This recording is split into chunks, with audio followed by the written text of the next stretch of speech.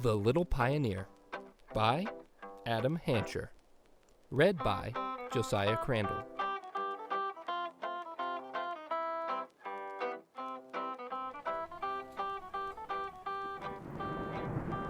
In the fall of 1849, Papa passed on.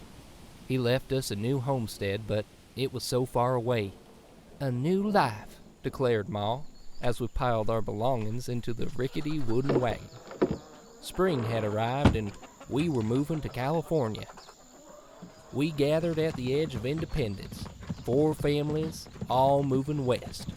We knew little about the trip across the plains, but everyone had great faith in the seasoned captain, a gruff old mountain man by the name of Mr. Reed. Packed, mounted, and yoked, we bid our old life farewell. "Westward, ho!" boomed Mr. Reed, setting me to fright. It was a fearful time in those early days, and no doubt we all thought the same thing, that our journey was to be terribly long. My brothers soon took to life on the prairie. I did not. My chores were dull and tiresome, and I would avoid the uncultivated Mr. Reed at all cost. "He's a wild man," I said to Ma. "It helps to know wild folks when in a wild place," Ma said, as we prepared to cross the mighty Platte River. Ma was never wrong. That river was treacherous, swift, and swollen. Before I knew it, that river tore me from the wagon. Flopping and flailing, I was carried downstream, sure I would be drowned. But Mr. Reed, bold as ever, plucked me from the perilous waters, choking, soaked, and altogether shaken up. "Thank the Lord for Mr. Reed," Ma exclaimed. "You owe that man an apology." Oh, how ignorant I had been. "Ma, how can I make amends?" I asked. "You should ask Mr. Reed," she replied. So I did. "How can I repay you, sir?" I asked. Mr. Reed hooted. "Well, start with this here fire. That will dry you out."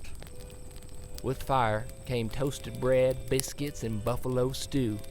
Our company felt like family as we sang to the stars. Mr. Reed was quite at home in the wilderness, but I had much to learn. Our old life seemed so distant, and California felt no closer. For months, we labored along that dusty immigrant trail. The good times passed and hardships followed. Our wagons broke, the oxen tired, and sickness struck us down. Weary and footsore, we stopped to rest, while the burdens we could no longer bear were unloaded. I sought a shady spot to take a rest. Never had I slept so soundly as when under that great tree. Trouble was, when I awoke, I was all alone. "Ma!" I yelled with all my might, but there was no reply. "Mr. Reed!" I called, to no avail. Wagon tracks scarred the rocky landscape, but which should I follow? Clueless, I stumbled deeper into the hills. As night fell, winter's icy fingers slid through the trees. Cold and alone, I thought of Mr. Reed. He would not despair. He would get to work, set up camp, and, well, start with a fire. That was it. Gathering leaves, bark, and branches, I remembered what I had been taught. With flint and steel, I lit my tinder. Sparks grew to embers. Embers set ablaze, and soon enough, my fire roared.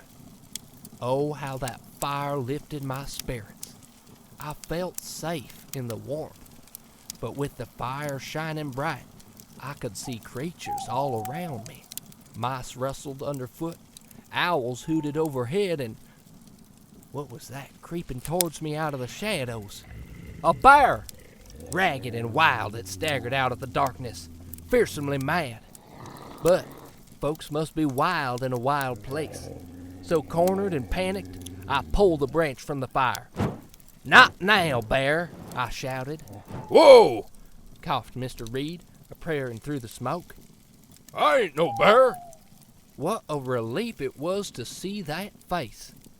I didn't think I'd find you until you went and lit that fire, he said. I have taken quite a liking to the wilderness, I replied. A real pioneer, laughed Mr. Reed. We woke at daybreak and raced to the wagons. The cold mountains faded behind us. The dread and fear fell away from Ma when she saw I was safe. Even my brothers put mischief aside to greet me. In truth, we were all in high spirits. We had arrived in California.